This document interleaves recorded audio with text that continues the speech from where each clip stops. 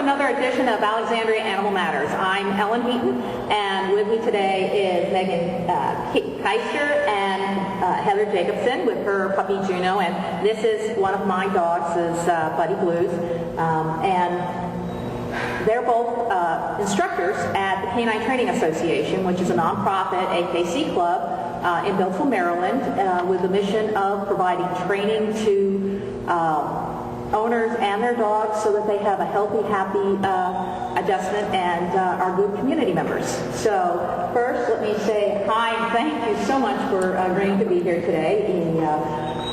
Megan, how long have you been teaching or doing agility?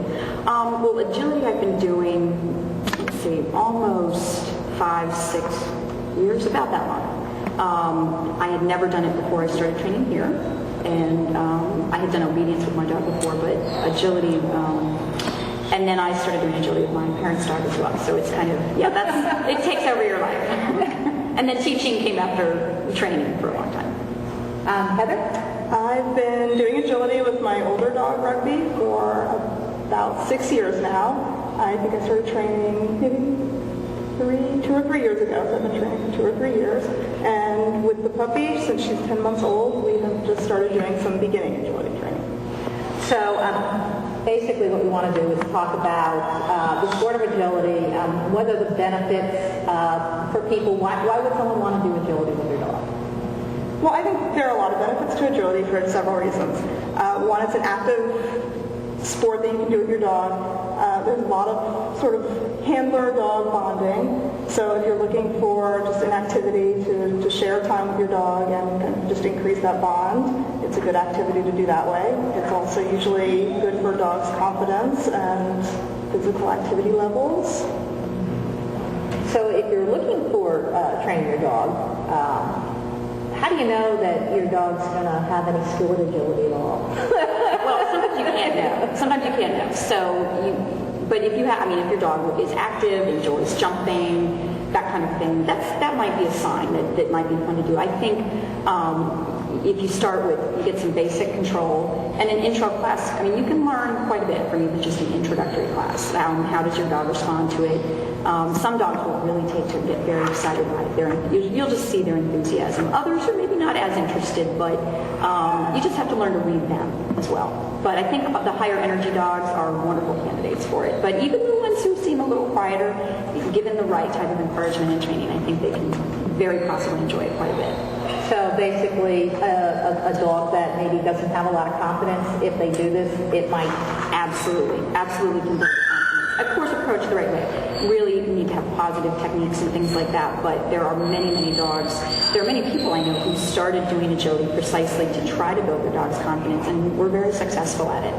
And dogs that aren't used to being around a lot of people or other dogs, sometimes it can be great socialization. The dog, learns to be in close proximity with other dogs and learning to respond to his or her handler. With distractions and all that kind of stuff. Right, exactly. Well, now, agility, that's not something that people should probably jump in when they get a new dog first thing. No, definitely not. Definitely not. You really need to have, every dog needs to have some basic obedience skills, basic just control skills, and those are critical for agility. Agility is done completely off lead, and you don't necessarily immediately start out training that way, but you've got to have those skills. So once the dogs have some basic off-lead skills and basic commands and attentiveness to their handler, to their owner, whoever's handling them, that's a good point at which to then think about taking an introductory agility class. Are there any other sports that might help if they're not quite ready to start? Oh, absolutely. There are a lot of, you'll see a lot of obedience classes offered, which are fine, and you can learn some. That's also a competitive sport that you can do, but my other favorite is rally obedience, and that's a slightly different variation. It's a little more informal, but one of the best things I think that comes from training in rally obedience is building the bond between the handler and the dog, and that's as critical as any of the other things we've mentioned for agility. Well, it's sort of like a the introduction to obedience and agility, because it's like you go to different stations. That's right. Right. With the course, it'll be a numbered course, the same way agility is a numbered course with obstacles. Rally obedience is a numbered course with different stations where you perform obedience exercises. But either way, the dog and the handler have to have a good bond, and they have to be working as a team. So that's what you can build in that for sure. Okay, now, Heather, you have a puppy.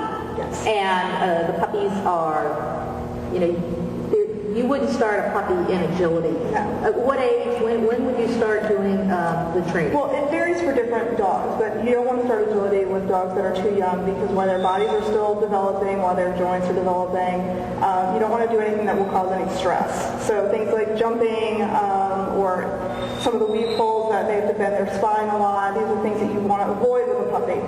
So normally people that start in beginning agility classes, the dog is usually about a year old. But for different size dogs, that varies also. For very large dogs that develop more slowly, sometimes people have to wait a little, even longer than that because the dog's body just takes longer to develop. Smaller dogs, usually, they can start a little bit more early. Now, if you are interested in starting your puppy in agility, we do start things with some balance training and foundation training. You're going to demo that for us. So why don't you go out and we'll go over and get you doing the demo, and Megan, you can talk about the demo techniques that she's going Some of to the be doing. techniques that I know Heather's using and some other folks use as well. One body awareness is one. A lot of times puppies, we all know it, they flop around or a little uncoordinated. So one exercise involves using some boards, which are called a perch and a plank, teaching them to position their paws, either their front paws or their back paws, and also just teaching response to simple commands, just a command to get those paws up on that perch or the plank. Additionally, you can do flat work where you just teach basic commands and handling techniques, positioning. Where am I standing? Where's the dog standing? If I move this way, you move that way, that kind of thing. But yeah, go ahead. Well, when you're talking about flat work and commands, are there things, what would you be teaching them? Well, like I said, in agility, the body language is really critical in terms of teaching the dog which way are we going to go. Are we going to go left or right or take this jump or that jump?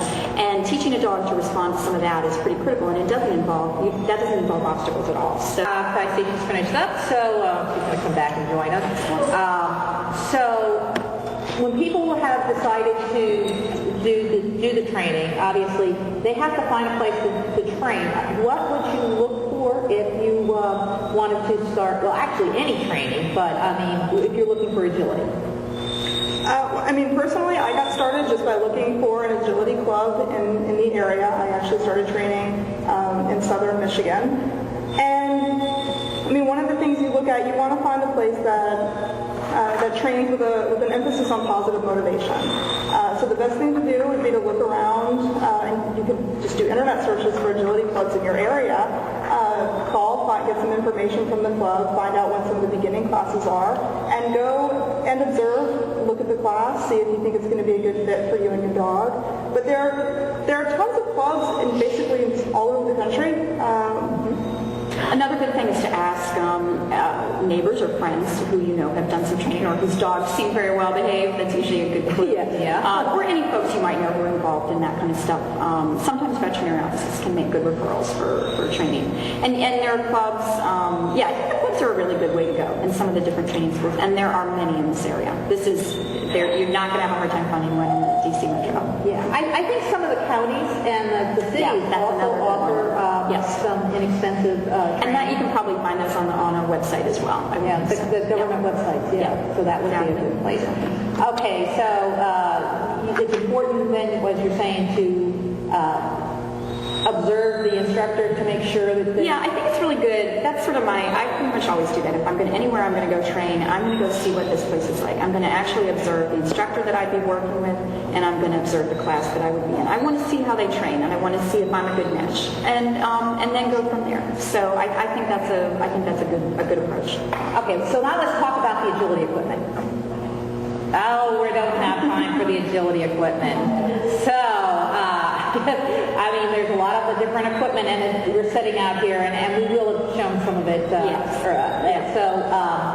that's it for today, and stand stand by. We're going to do our animal segment next, which I believe is going to be on agility equipment. So don't go away. We'll have that coming up, and then we're going to come back and talk about doggy